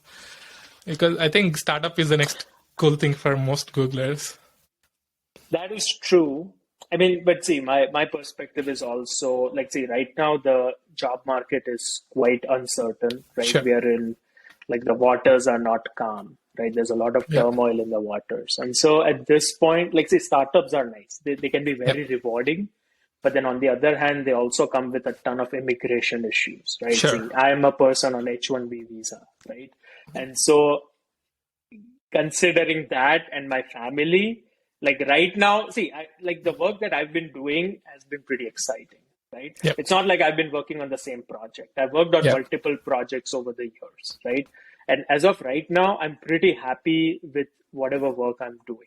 And so at this point, I don't think I want to rock the boat enough and go to a startup where there might be immigration issues or even potential layoffs because of the recession and the economy. Exactly. And I would rather be safe in this environment. But who knows? Once the waters calm a bit, maybe in a couple of years, Yeah. maybe a startup, maybe not. We'll see. Yeah, makes sense. Because I think this H1B is such a bottleneck to I agree, innovation, right? or even switching the companies itself is very painful. And whenever these Exactly. waters are not calm, even if we think that our job is stable, again we somehow have a thought Yep. in the back of our mind that is it really stable? So I agree. That's um, always there. yeah, it's been such a painful process, but it is what it is. Hopefully, I was It hoping is. some things to change, by one or the other administration, but it's like Yeah. one of those election agendas and which never gets addressed. They Right? don't Sure. care. They don't Yeah, care. yeah, it- They pay lip service to it, but nobody cares. Unfortunately, that's the reality, exactly. and Yeah, yeah. it is what it is. But my question on this is, let's say you want to, or you're going to a startup, or you want Mm, to start your own company. So what are the things that you can take from your current work experience at Google? Be it culture or be it certain processes that you see that I Google see. does the best and you want to implement in the startup. Because for example, if you look at if you take my perspective currently, that PRFQ is super cool that I definitely Yeah. want to take away with me. So what are Yep. those certain things that you will take away from Google when it comes to startup? Yeah. Again, yeah, that's a very good question. See, again, I haven't really thought about that, so Sure. I'm going to attempt Just to answer that right now. Okay, like I don't have yeah, anything prepared yet, right? yeah. But based on my experience, like the open culture is something which I really love. Like I Mm, get it. There are some downsides to that, but all yep. in all, giving people the freedom to pretty much work on anything they want, even if it's not their main job or their main project, I think that's Yep. a very powerful thing which can, act as a force multiplier. Agree. Another thing is like the whole, let's say the performance review process at Google is pretty nice. Like I think I like it. And in fact, a Hmm. lot of companies, including Facebook, they basically copied whatever Google did, Agree. Yeah. because it was all staffed by ex-Googlers and then they brought the culture there. And it Yep. has served those companies well as well. Yep. In terms of the technology, like again, like not just open culture, but Yep. open code, at least within the company, right? Like I Mm, know there are companies like Apple where each team has its own code base. And so that requires a lot of, wheel reinvention because each team mm, has to write certain common logic. Whereas in yeah. code, pretty much the whole of code base is this monolithic repo, right? With certain very, sensitive code being siloed down where only need to know people can access it. But most code is open, right? Like I can Yep. go and look into Android code. I can see, Yep. I can even change it if I want, right? Like I can Yep. send a patch to the Android team. And if they like it, then it will be live in the next version, Yep. right? So that's something which I definitely love. It's like when Nice. you establish a solid base, which Hmm. every team can use, then Yep. that also, I think, helps development quite a bit. Yep. That's definitely. I can totally see why. And what else? Or is that it? I So mean, in it's terms of mostly. processes, Mhm. Mhm. Go Go ahead. Go on. ahead. No, I'm just saying, in terms of processes, like similar to your PR FAQ, right? Like this bullpen presentation, like I love the concept. I'm sure every company would have a version of that, but as I Yep. said, I've never worked anywhere else, so I don't have that reference point. I can Yep. just assume that where, that the senior leadership can just go and shred a project, like just shred it Yeah. apart Yep. until it cannot be shredded apart. And at that point, Yep. you have a pretty solid idea. Yeah. Makes sense. Cool. Yeah. Thanks for sharing it. I think the open culture, open code, obviously, I am surprised Apple doesn't have it. But maybe they have their own reasons, which we may not understand. But yeah, I Yeah, can see exactly. why. Again, Yeah, I'm I can not see why it's critiquing important. anything. Sure. Yep. Yeah, Yep. yeah. And all the processes. Yeah, makes sense. And how about all the perks, man? Oh my, I'm so jealous of Google's perks. At Amazon, there is They're this. nice. Yeah, at Amazon we have this joke, right? Bananas, right? So because all you get is bananas at work, I thought that was literally a joke until Okay. last week. I've seen that they're actually distributing bananas at a truck. And we all, I even the see. leadership jokes about it in some or the other way. They're like, okay, you are literally doing it. Oh my God. That's all we get. That's all the food that we get Yeah. at Amazon. But at Google, I'm so jealous of all the perks that I mean, a Googler gets. Yeah. the perks are definitely good, you know. So we have this concept of micro kitchens, right, where they're stocked with your coffee machines and snacks and fruits and all that stuff, like sodas Yeah. and all. And I think they actually make this like they take care that whenever they design a new building, no desk is more than I think something like 150 or 160 feet away from some micro kitchen. Oh my gosh. Okay, they want to make sure that that's the maximum you have to walk to get a snack, you know, Yeah. in some sense. There's, again, don't quote me on the exact number, but Sure. it's Yeah. some number like that. And I definitely like that culture. But, Yeah. like, you know, to be very honest, I have to comment that there's a downside to it as well. Yeah, sure. Yeah. See, they're not giving you these perks out of the kindness in their hearts. I Sure. mean, some of it is there. But in Yeah. the end, you know, it keeps engineers more at work More because they feel like everything is being taken care of at work. They get food, you know, they get, Yeah. let's say, laundry service. We also have like car wash where, you know, like they'll come and they'll wash your car and all Wow. that. So, yes. So, in some sense, it's very nice, but it can also, you know, start eating in your, let's say, actual life as well. So, you want to make sure that you balance the perks out and then you Yeah. don't, like, you know, forget your actual life because of those perks. Yeah. In a way, you know, you want employees to definitely work and be more productive, but it's not that, Yeah, it's not something that should be running in your mind 24/7, right? exactly. Yep. Makes sense. Cool. And one last question. You know, since we spoke about all the good things, I just want to understand what are the couple of things that annoys you at Google? Only if you can answer or if you want to answer. What annoys me at Google? Well, off late, that's what, right? Like off late, there have been certain changes as Google has grown, you know, and then sometimes you just get these canned answers that we just call corp speak, right? Where people have some legitimate concerns, but then they just have a prepared answer to that. And again, I feel like it's because Of the maybe scale. that is the way to handle a 200,000 people, you know, company. Yep. But that can get a bit annoying. But overall, I don't think I have that much to complain from people, to be very honest. That's nice. Oh. Yeah, overall, I'm pretty happy. Like I actually like working in Google, especially in my search team, like the work-life balance has been pretty great, right? Like that Nice. because again, I've never been on call there, so that also helps, right? So there haven't been any instances where I had to work where I didn't want to work. You know, if I worked late or if I worked on the weekends, sometimes it's because I was myself interested in it and I was engrossed in the problem, not because I was in some sense required to. And that definitely helps. That's not an annoyance. That's just a gratitude. True. Cool. Yeah, it is incredible that you don't have much to say or again, you know, in for this particular question. That's cool. And good for you for the most part. It seems like it has been such an amazing experience, which is great. So I want to end with one final question, Aditya. I mean this is something that I ask every one of the guests on the podcast. Actually, sorry, before we go there, like if you don't mind me asking, what are some of your annoyances from Amazon? Like I want to know. Okay, putting me on the spot. Apart from the banana thing. I know the free food or the coffee is, you know, I'm really annoyed by that because I would at least expect that from such a big company, right? Perks are, you know, all-time low. That is really a big annoyance, and particularly, you know, the word frugality. I mean, we follow that, you know, to the bottom. So, I mean, I can see why it is important for a company, but that doesn't mean that it should come at a cost of an employee satisfaction or the productivity, right?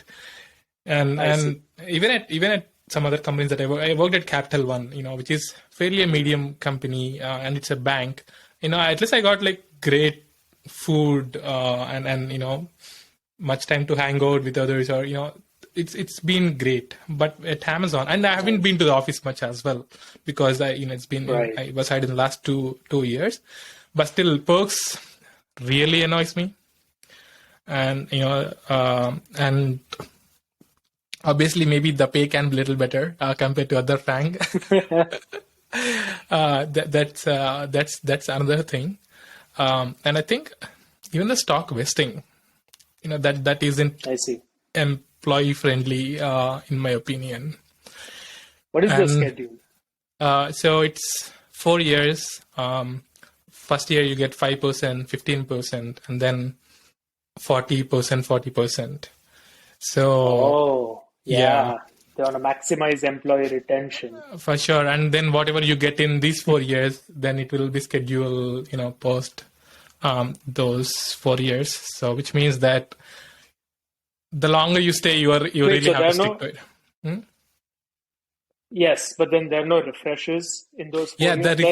There's a refresh every there are year. refreshers, I think, but the way Yeah, yeah. even their vesting is the Yes. same too. So you will have to Got stay it, got it. post 4 years. Yeah, yeah. To get yeah, Absolutely. yeah. And the current annoying factor is, I'm past my 2 years, so which means that this is the time I vest my stocks, and stock is like what 30-40% down. Like, oh my god. Oh, I know. I mean, that's the case I mean, with every that's tech company. I Same know. as Google, same as any other Yeah, tech company, yeah. unfortunately. True. Which we can't do much about it. No, But yeah, on and all, I think for Amazon, I think it's been great, for me, because I've seen, if you talk, the silent majority, the term that you use, right? I think it is even greater yeah. at Amazon, and Right. they don't talk much about the goods of Amazon. But if you look at most other people that who talk are mostly annoyed by Amazon, and they talk out real loud. Or maybe Yep, I yep. haven't explored the Amazon culture enough, I guess. But yeah, No, I think so that's true. yeah, so yeah, I mean it's been great. I think I really love those leadership principles in a way from a company standpoint, because of Yeah. maybe for a startup or for a new company, I can totally see why it can work well. But from employee standpoint, I think Amazon can do a lot better in many ways, starting with perks, but maybe work-life balance can be a little better for certain teams, I guess. But I think at least in Prime, things have been so better. There is so much emphasis on work-life balance, or we get a one monthly 1 day off, first Friday off for a team, so which I obviously enjoy. So I mean, there are good sides to it, but when it comes to annoyances, it's mostly the perks for me so far. And I think even the promo culture is also a little more intense and I see. hectic, because it's all documentation driven, and there is so much criteria that you need to meet and document. And I've seen some engineers, it's not always great, because you have to show the cross team or cross company collaboration, at least cross org. You have to work with multiple teams, and then you need to show the impact across the org to get promoted. I think that's not really great, because there are some engineers who want to stick to their own domain and do a great job with it. Right. I've seen people too, but you are really you're really asking introverts to be extroverts and just leave the life. Yeah, that's hard. Yeah, that's really hard. I mean, sure. I mean, I understand that you want if they are growing, maybe if they are on the path to the leadership, I can totally see why you have that. But if you're from SD standpoint, it doesn't always have to be that cross team collaboration is such important, because I mean, not everyone can do it, because I've seen some great engineers struggling with it, and I can understand why. But yeah, it varies. I think it can be a little better there. Yeah, and lately I'm also annoyed with. Sorry, go ahead. Go on. No, go on, please. Yeah, with some of the public announcements, right? All there is so much pay hike at Amazon. It has. I mean, I think it has been very deceiving to the least that I can say. That there's no pay hike, right? There is the ceiling of the max pay. Exactly, and completely different from pay hike. Exactly. And there is some, announcements that, hey, you may get the hike and stuff like that, but okay, let's not get into details, but that most people Yeah, feel, it has been, deceiving. And I think I there can there see has been that. a good churn rate. You might have seen some of the articles too. Mm, The churn rate has been high lately in the past 1 or 2 years too. I see.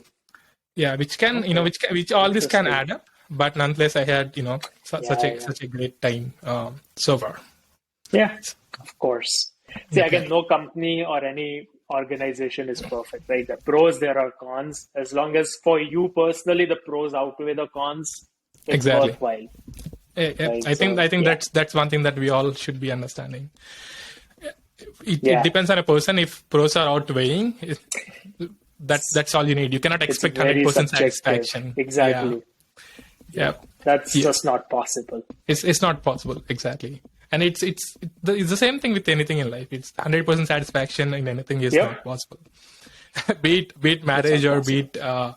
it a job or a game or take anything. It's 100% is I something that we can't agree. expect. Yeah. Cool. Life is a big optimization problem. You can only try to maximize things, like I, maximize satisfaction, but you can never reach complete satisfaction. exactly. That's just not possible unless you take the path of spiritual path or be a yogi or things like that. Even that is not So that is optimization. its That's own thing. that's its own thing. Only that I think that is when we can be a little more calm and we can maybe peace Maybe. at certain point. We don't know that, but yeah. Apart from that, Yeah, it's whatever you can optimize. That is pretty much it, and yeah, find a way to exactly. maximize, but you cannot have everything. Yeah, yeah. And yeah, coming to and by the way, thanks for putting me on the spot. I didn't see that coming. Yeah, Of yeah. course. And yeah, the last question is, can you help us learn something in 2 minutes that took very long time for you to learn? Hmm. Now you put me on the spot there. I gotta come back. Okay. So one thing which took me a fair amount of time to learn. I mean, to be very honest, not because particularly it's hard. It's because, to be honest, I didn't have much use of it Yeah. until I did. It's Hmm. like, in some sense, like advanced machine learning. Hmm. Like you go through college and all, and you go through the basics, how to build simple neural networks and Yeah. k-means or whatever, right?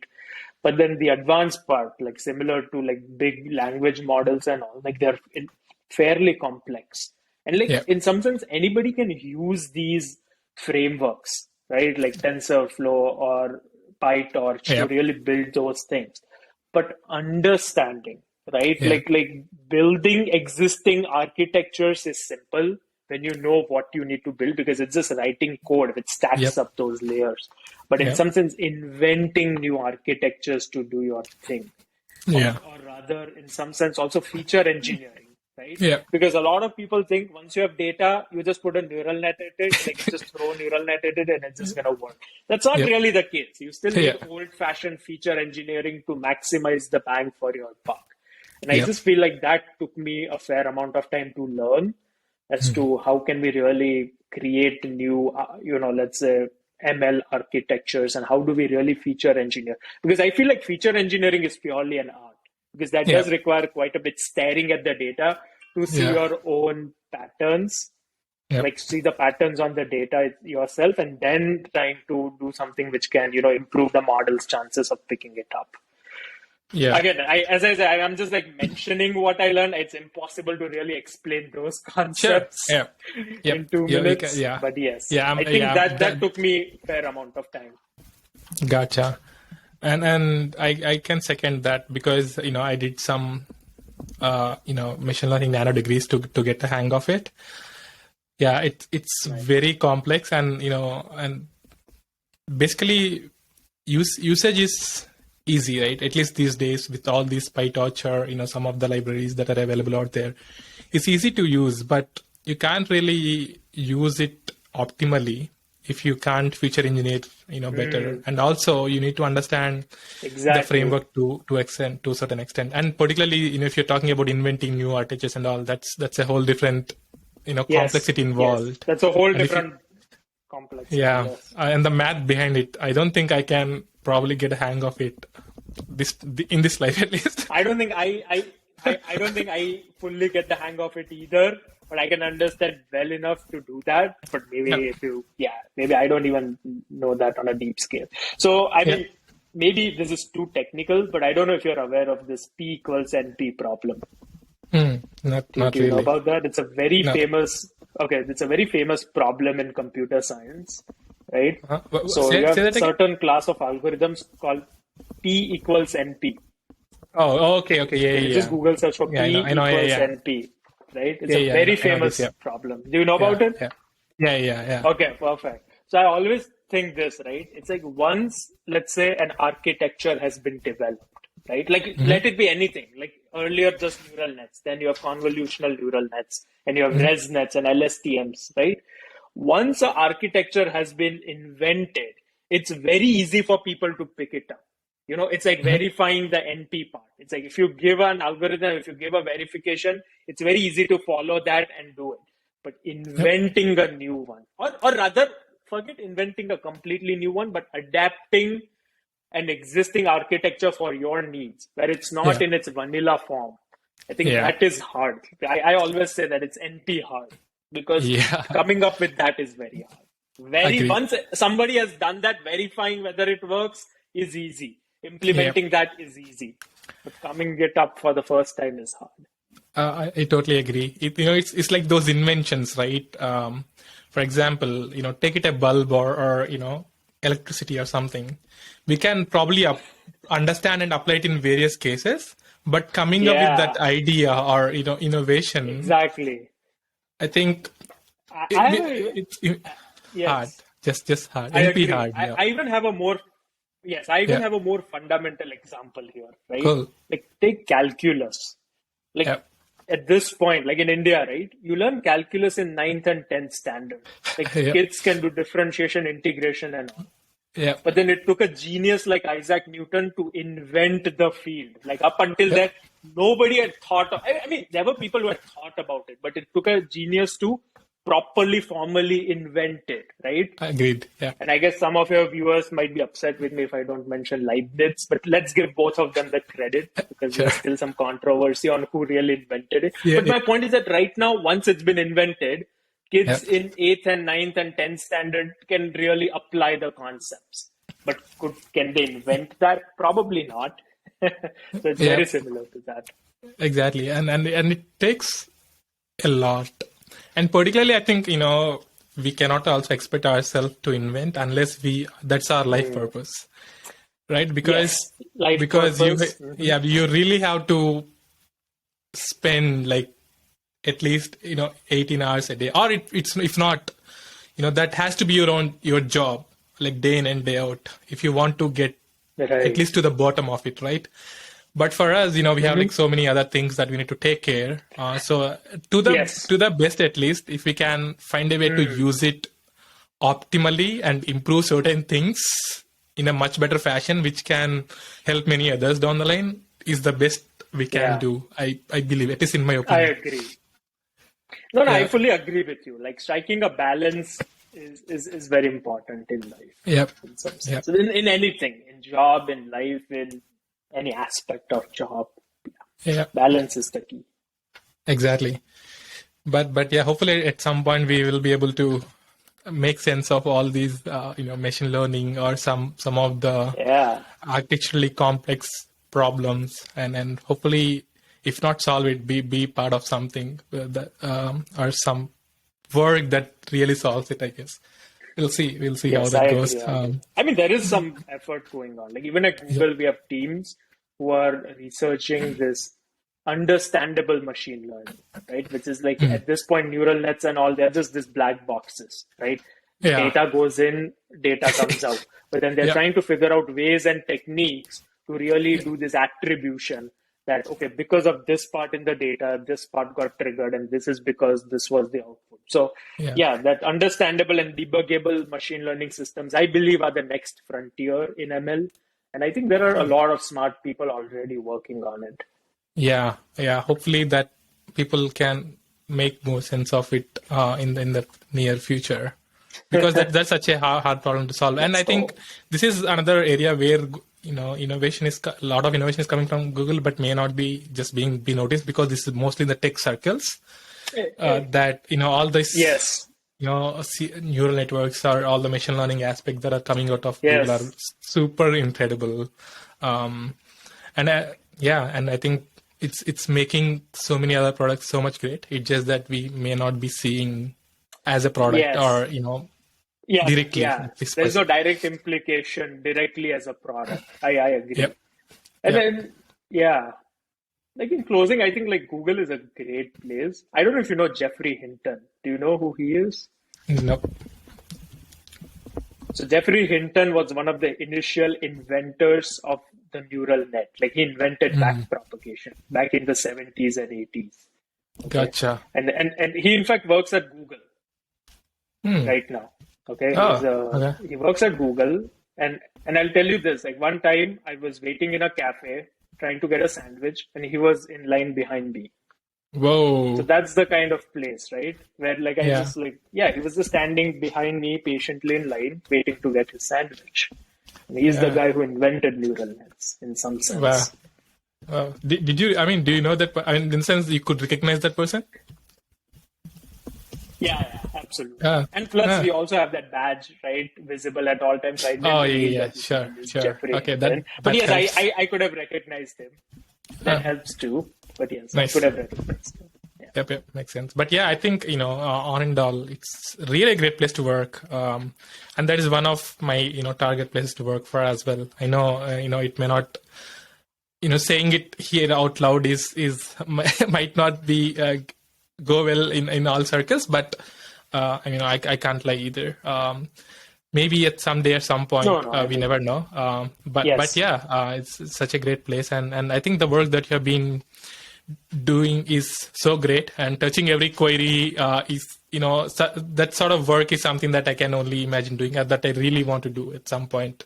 Right. But yeah, thanks for doing all the incredible job, and really Thank you. thankful for sharing your opinions here and all the information. And I think I got some sense of what what I'm looking for, and this conversation has been a lot more interactive and a lot more delightful than what I expected. So thank you for that idea. Thanks for that. Of course, yeah. Yeah. Of course, Well, happy to be here. This was a nice conversation. Exactly. So in general, you wouldn't believe I'm mostly an introvert, but then when I get going on a topic that I'm excited about and I'm passionate about, then you don't feel that. Yeah, I didn't feel that. Maybe at the beginning, I was trying to gush, but I never got the feeling that you are an introvert Right. at all. And this is how I want to keep my podcast as well. And I'm still learning. This is very early days of it, but the goal is No, this is a great idea. exactly just do the conversation, not like interview where you have like these questions and you really want the Exactly. data and some nonsense you want so that you can maximize the virality. So I'm not for all that. Even if it helps like 10 people, or if it excites some people to work at Google or work in a tech company, I think that's still a big win for us. And on top of it, I'm learning a lot. Absolutely. Right. So which is very Yeah. great for me. I think that's the main point, right? Like, Yep. I'm sure, like, yeah, as I said, like, okay, this podcast is a great idea, Exactly. and yeah, I'm sure you'll meet tons of people from all diverse walks of life, and that Yep. would be great for you. And I'll definitely be, I'll be following your podcast. Sure. Yeah. Thanks for that. And what- true that that trying I'm getting opportunity to meet and talk to various diverse topics with diverse minds, which is very interesting. and yeah, and Absolutely. hanging out with people, and particularly in tech, like yourself, right? It's always a delight. And if we do this, I don't think we will do the same conversation offline, or it will be so different. So I this agree. is just a place to be open, and even the name of my podcast, right? Be open and authentic. Just have that Exactly. conversation. Yeah, yeah. Yeah. And I think we should do a couple of more, particularly maybe because this is such a high level. Maybe we can do something on interviews where targeting Sure. to head to help college kids learn the programming the right way, because that is Mm. my really goal, to crack that code. Because just to give you some background, right? Yeah, sure. My bachelor's was in electronics and master's was in industrial engineering. I had Okay. no intention of becoming a programmer. I explicitly had that opinion, like I'm not becoming a programmer. Here I am. So and I really learned the hard way, doing all those Coursera Mm. courses, and everything I learned by myself via books or the courses. So which is also not always right. So, and at some point, Meet really helped me to get a hang of all these interviews, and help me get into Nice. Amazon.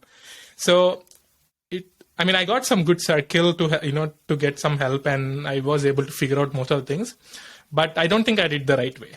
I mean, that's because I had to I pretty much see. figure out by myself. So I really want to break this into simplistic terms, where Right. people can really think from the right point of view, which is very important in the coding interviews, or in just general I things in see. life.